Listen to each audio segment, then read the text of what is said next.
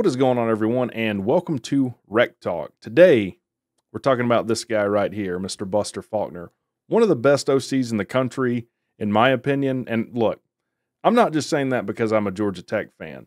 When you look at what he took over, a team that had struggled mightily on offense the year before, one of the worst offenses in the country, trying to find itself, bring in Haynes King, a quarterback that had struggled mightily at Texas A&M before, and turn things around. Offense with two freshman All-Americans doubled their production. And now he's getting paid. So if you didn't know, Buster Faulkner signed a contract extension and received a pretty sizable raise in December. So let's look at it here. This is from the AJC article. Again, if you're not a part of the Discord, someone dropped this in the Discord, and I'm like, man, I've dropped 2 videos yesterday, but we got to talk about this today. Buster Faulkner, 42 years old, is now under contract through January 31st of 2026. He receives a $200,000 raise for this season, 2024, and is now making an annual salary of $1 million. Should Buster Faulkner stay for the 2025 season, he'll make $1,050,000. That'll make him the first $1 million coordinator Georgia Tech has ever had. And if you're not a Tech fan, it probably is lost on you how big of a deal this is. Tech has always been a team that has really struggled financially, underpaid coaches, had trouble keeping coaches for that reason. Brent Key is going to make somewhere between $2.8 and $3 million for the 2024 season. It's not clear to me. I didn't deep dive too much into it. He's the lowest paid head coach in the ACC. He's one of the lowest paid head coaches in what's now the Power Four. He signed a $15 million deal, and it'll average $3 million a year across that. Now, what's infuriating is Slapnuts Collins. You know what he made when he was fired? $3.3 million, about $500,000 more than Key. That being said, this shows me that Jay Bad is doing his job. Things are happening behind the scenes. And I said in the recruiting video yesterday, keeping this class they're building together this year, really, especially for those offensive players, is contingent on this guy staying. If he leaves, he's taking recruits with him, possibly players from the team with him too. It is critical to retain the services of Buster Faulkner. He's now $1 million coordinator. And we'll look in the details. I don't think he's definitely not going anywhere this season. He could leave in 2025 and pay a slight penalty, but it's well-deserved. It's absolutely well-deserved. I mean, Faulkner knows what he's doing. We're all excited to see the offense this year.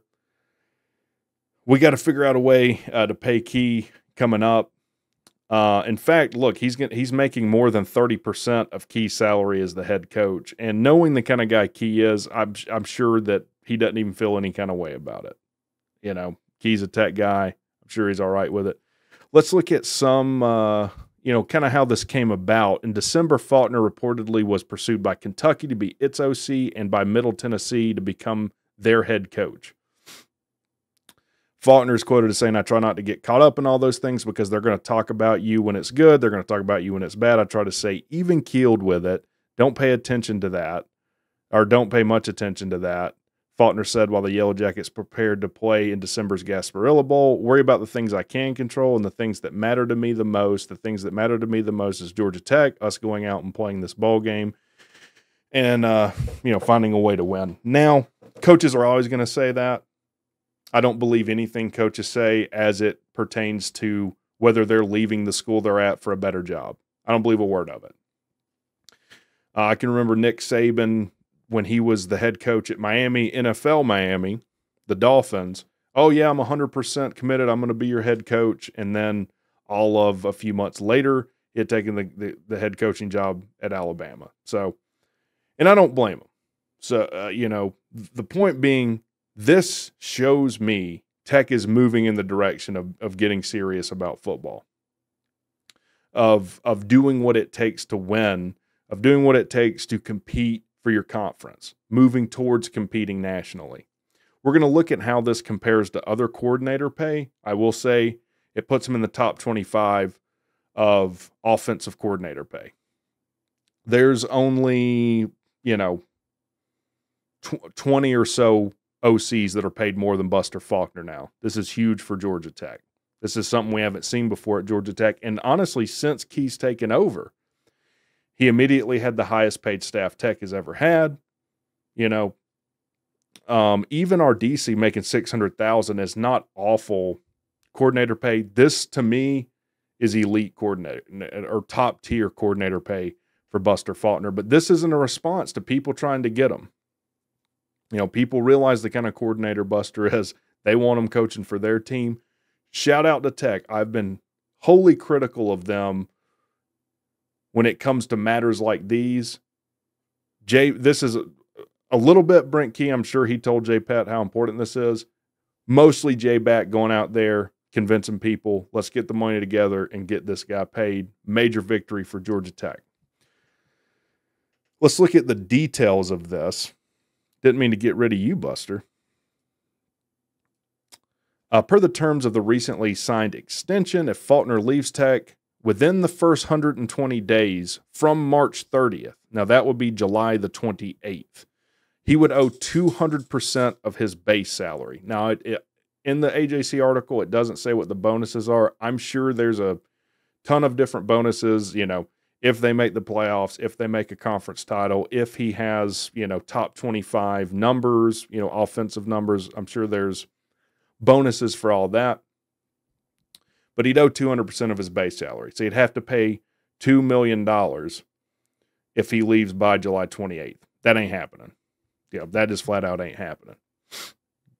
I guess a school could pay him that. I guess the school said to say, hey, we're going to foot the bill. That's probably how it usually works. Anyways, but he's not going anywhere. If Faulkner leaves on or before December's early signing period, he owes 75% of his base salary. Now, it makes it easy that he makes an even million. Even a Georgia fan could probably figure out that $750,000 he would owe if he leaves before December.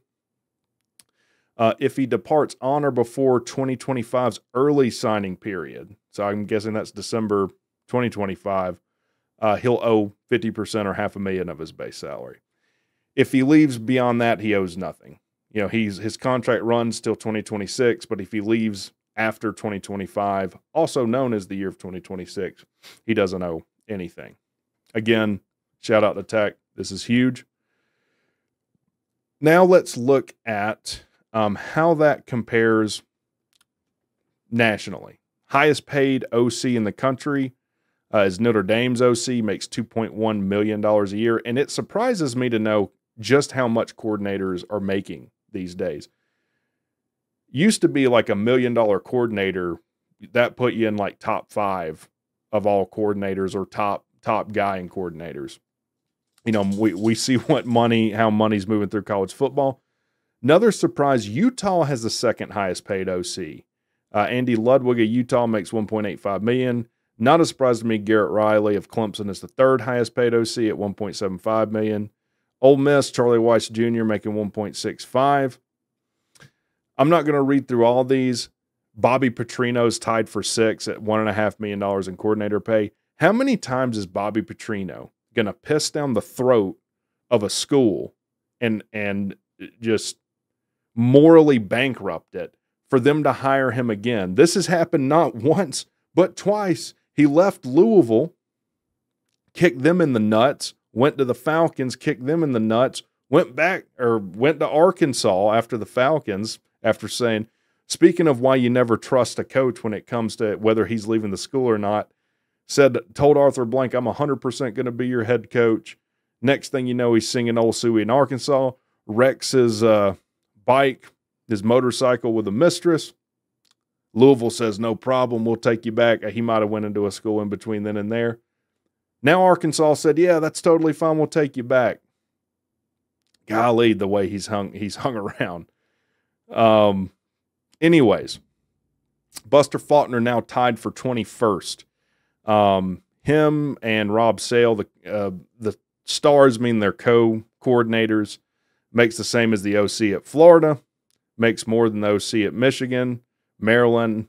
LSU has 2 co-OCs that make $950,000 a year, but you get the point.